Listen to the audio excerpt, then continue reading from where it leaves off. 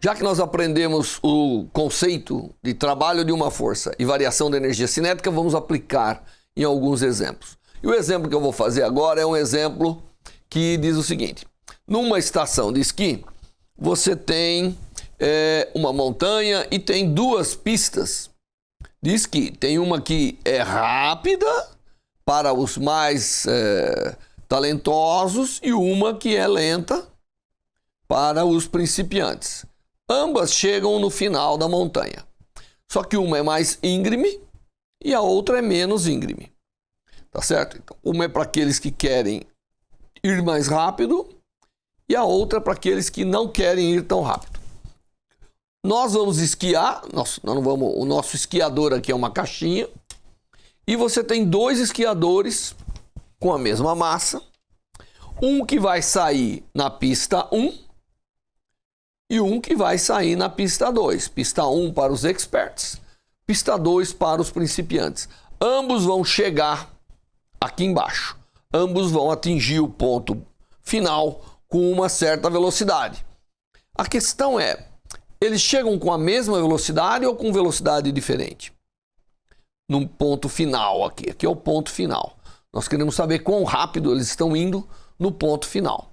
Então, isso nem importa o formato da curva, não é para eu saber o que vai acontecer. Porque eu vou aplicar o conceito de trabalho-energia. Em cada ponto do sistema aqui, nós temos, obviamente, o corpo está se deslocando, então não me importa em que pista eu esteja, eu vou desenhar aqui um pedacinho da pista. Tá certo? Eu vou desenhar aqui um pedacinho da pista e vou colocar aqui o suposto esquiador, que aqui está representado por uma massa M. Sobre ele existe uma normal, existe um peso, mg, que está na direção Y, portanto eu vou chamar de Y chapéu, né? Tudo isso vocês sabem, essa parte de noção vetorial, não é verdade?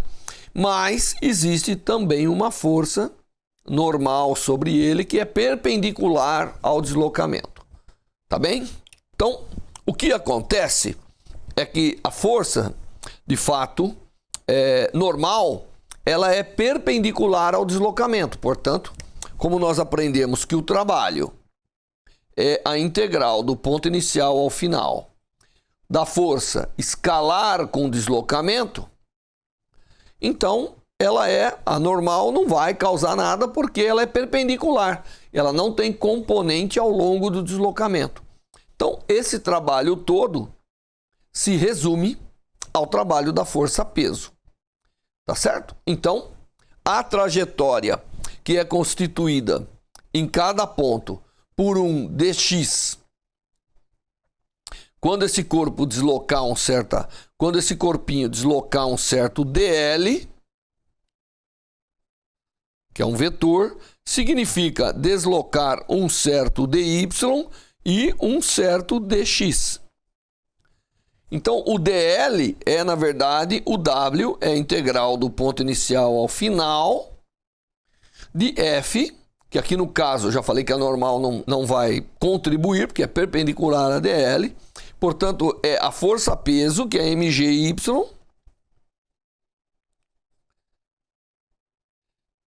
não é isso?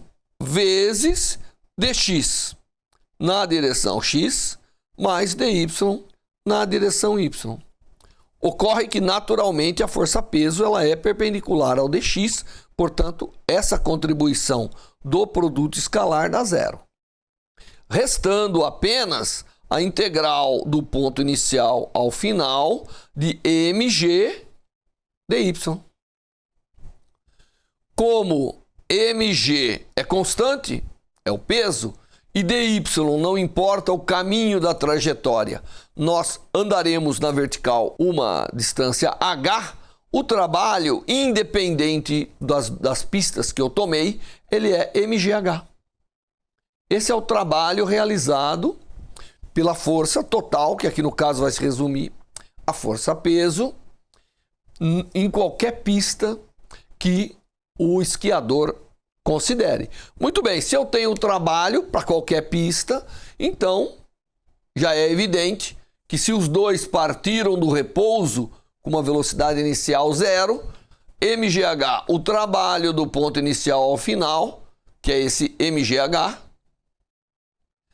tem que ser igual à variação da energia cinética, que no início era 0, portanto, no final é apenas a velocidade final ao quadrado, independente da pista que ele assume, porque o trabalho realizado agora vai ser o mesmo, né? Resultando que a força final, ela multiplica por 2, corta o m, raiz quadrada de 2gh, independente da pista. Então, na verdade, o principiante, ele simplesmente vai ganhar velocidade mais lentamente.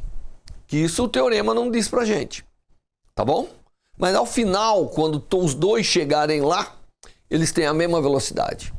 Agora, quem vai chegar primeiro, aí você pode calcular utilizando outros tipos de princípios da mecânica para saber quem vai chegar primeiro aqui no fundo da montanha, se é que alguém chega primeiro. Isso fica como exercício. Mas os dois chegarão ao ponto final com a mesma velocidade, né? Imaginando que não tem atrito e tudo isso no teorema e segundo o teorema trabalho-energia que nós aprendemos.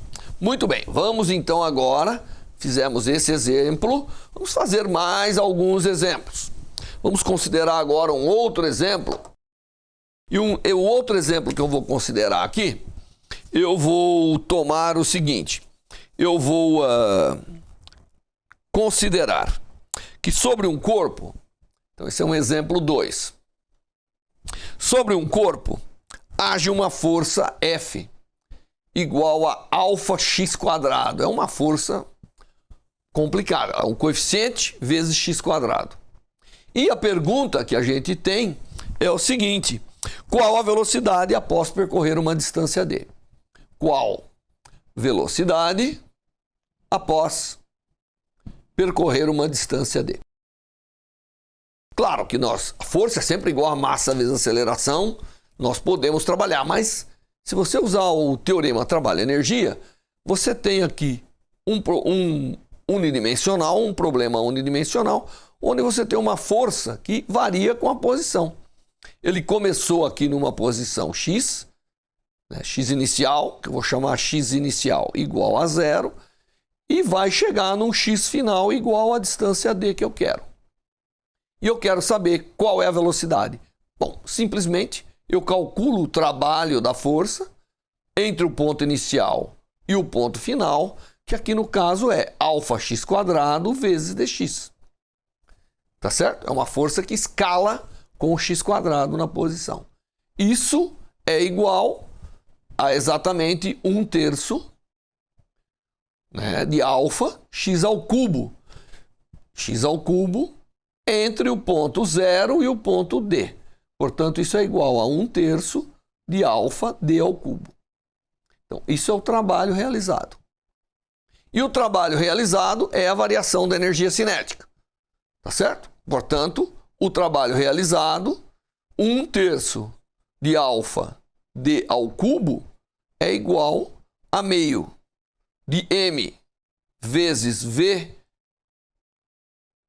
final ao quadrado menos, que é a velocidade no ponto D, menos meio de m vezes a velocidade inicial ao quadrado.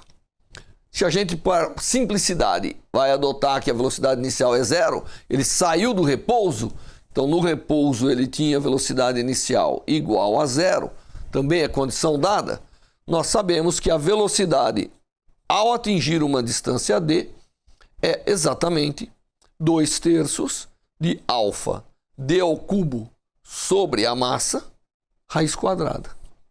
É uma lei um pouco estranha, mas o teorema trabalho-energia me permite determinar quem é essa velocidade a uma certa distância d. Muito bem, então esse é mais um exemplo e vamos para mais um exemplo. Esse é mais interessante ainda, que é um exemplo de uma massa sendo levantada por uma polia. Então aqui é a massa na polia. Todo mundo sabe que se eu pegar uma polia, eu tenho aqui o teto, eu prendi aqui uma polia no teto, por essa polia eu passei uma corda, essa corda pendura um peso aqui, que eu vou chamar de MG, ou massa M, aqui está fixo, e eu venho aqui e faço uma força. Todo mundo sabe que esse conjunto de polias, ele simplifica eu levantar a massa. A força que eu vou fazer aqui para compensar o peso é metade. Todo mundo sabe disso. Não é isso? É assim que se usa polia, assim que se usa polia na construção civil. É assim que eu minimizo o meu esforço para levantar um peso. A pergunta é, isso aqui vai subir com velocidade constante. Nós estamos dando isso como exemplo, como condição. Então você vai subindo com velocidade constante. E essa massa vai subir uma certa altura H. E a pergunta que eu tenho é: qual o trabalho realizado?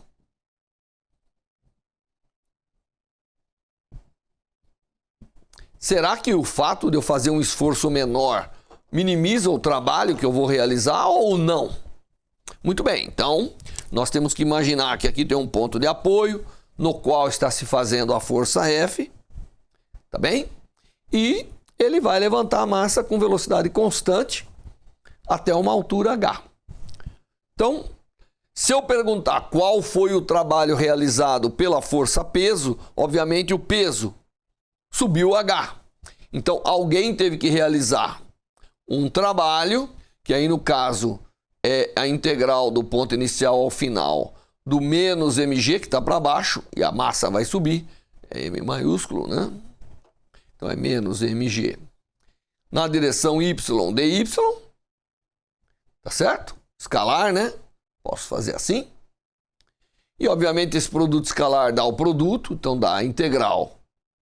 O menos aqui porque, obviamente, quem vai realizar o trabalho são as tensões da força, não é verdade? Tá, então o trabalho aqui realizado, mas o mg também é contrário ao deslocamento y. Então no fundo das contas, isso vai dar mg dy, que é igual a mgh. Esse é o trabalho realizado sobre a massa para subi-la de uma distância h, obviamente. Quem realizou esse trabalho? Quem realizou o trabalho foram as duas tensões que estão aqui e que nós sabemos que as duas tensões, né, 2T é igual a mg, tá certo? 2T. E cada T é igual a F, portanto, a força é mg dividido por 2. Nós sabemos isso, porque essa é a lei da polia. Por isso que o esforço é menor. Se eu tivesse colocado mais polias, vai dividindo, não é isso? Muito bem, o esforço que eu fiz é menor, porém, o trabalho realizado tem que ser no final mgh.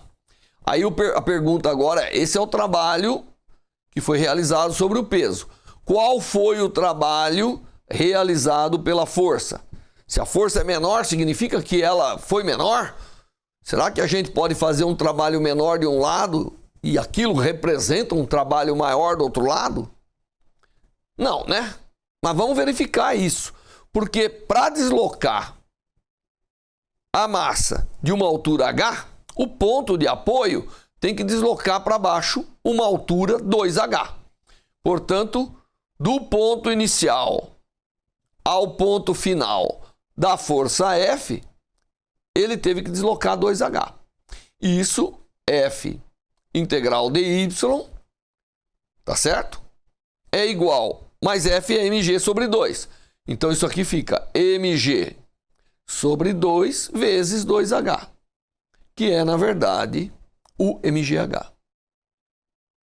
Então, o trabalho realizado pela força F é exatamente o trabalho que foi feito sobre a massa M. O que aconteceu aqui que minimizou o esforço? A força foi menor, mas eu tive que deslocar uma distância maior. Tá certo?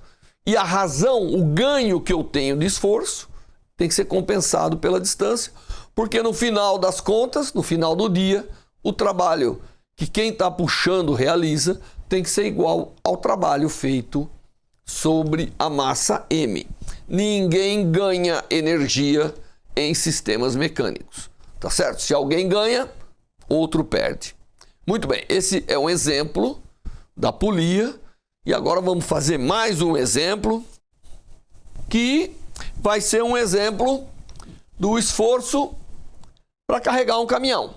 O exemplo agora que eu vou dar é um exemplo que você tem um caminhão, só vou representar aqui a carroceria do caminhão. Para cá tem outras coisas do caminhão que não importa. O caminhão, fazer uma roda maior aqui para poder desenhar melhor. Então tá a traseira do caminhão. Alguém vai levantar, o caminhão está aqui no chão e eu tenho que carregar, colocar uma carga aqui, né? Colocar uma carga. Então eu vou pegar uma caixa que está aqui, pesada, que tem uma certa massa M, e alguém vai vir empurrar. E aí você coloca uma rampa. Essa rampa tem uma altura H e um comprimento L. E quando você vai carregar o caminhão, obviamente a gente põe uma rampa, porque isso tem uma tal de vantagem mecânica, que a engenharia usa muito. É a vantagem mecânica. O que é a vantagem mecânica? A vantagem mecânica, ela é exatamente, por definição, a força que eu preciso para levantar um peso na vertical, dividido pela força que eu preciso para levantar na rampa. Então essa é a chamada vantagem mecânica da rampa. Obviamente que se eu não tiver a rampa, alguém vai ter que chegar aqui e fazer uma força que é pelo menos igual ao peso para colocar lá em cima. Se eu colocar a rampa, eu vou ter que fazer uma força menor, porque todos nós lembramos que dado a rampa, não é? Para não ter atrito, estamos tirando o atrito para simplificar a nossa vida nesse momento. Aqui eu tenho a força peso e aqui eu tenho uma componente aqui, né? Certo? Se isso aqui tem uma inclinação, se aqui é θ, a gente lembra, se aqui é θ, aqui também é θ, não é? E aqui então fica mg seno θ. E a força que eu vou ter que fazer para compensar essa força e levar é pelo menos mg seno θ. Então a vantagem mecânica de usar uma rampa para carregar o caminhão, ela é igual a mg, que é o que eu teria que fazer na vertical, dividido pelo que eu tenho que fazer na rampa. Portanto, é 1 sobre seno de θ. Tá certo? Essa é a vantagem, que aqui no nosso caso, esse é o θ da inclinação, seno do θ é h sobre L. Então isso aqui é igual a L sobre H, porque o H sobre L vem embaixo. Então a vantagem mecânica é a razão da altura pelo comprimento da rampa. Se você fizer uma rampa longa, longa, longa, você tem uma maior vantagem mecânica.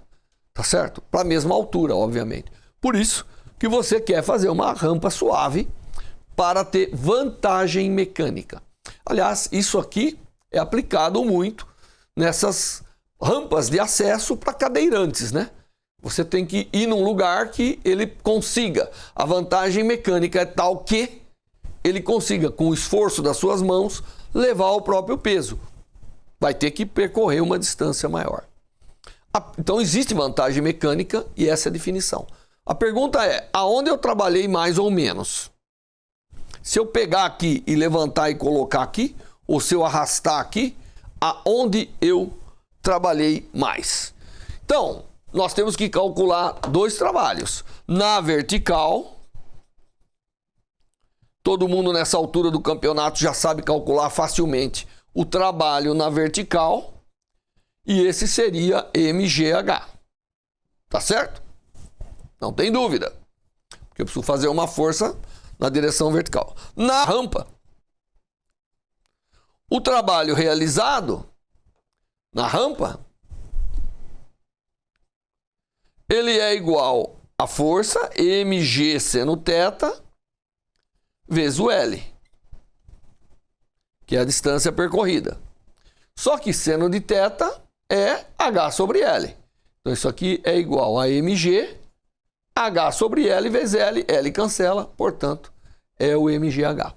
Então, utilizar rampa para ganhar vantagem mecânica não dispensa o gasto de energia, não dispensa a realização de um trabalho, tá certo? Então, o cadeirante, quando sobe uma rampa, ele gasta o mesmo trabalho que você subindo um degrau, tá certo? Só que ele tem vantagem mecânica, ele pode fazer isso por um tempo maior, por uma distância maior, utilizando uma força menor. Então essa é a chamada vantagem mecânica que vocês vão ter que usar algum dia, porque o que se faz não importa a forma que realiza o trabalho, mas ele tem que ser feito dentro da capacidade, das limitações de quem realiza, tá certo? Daí vem o conceito da chamada vantagem mecânica. Muito bem, fechamos essa aula de exemplo e temos mais alguns exemplos na próxima aula. Até lá!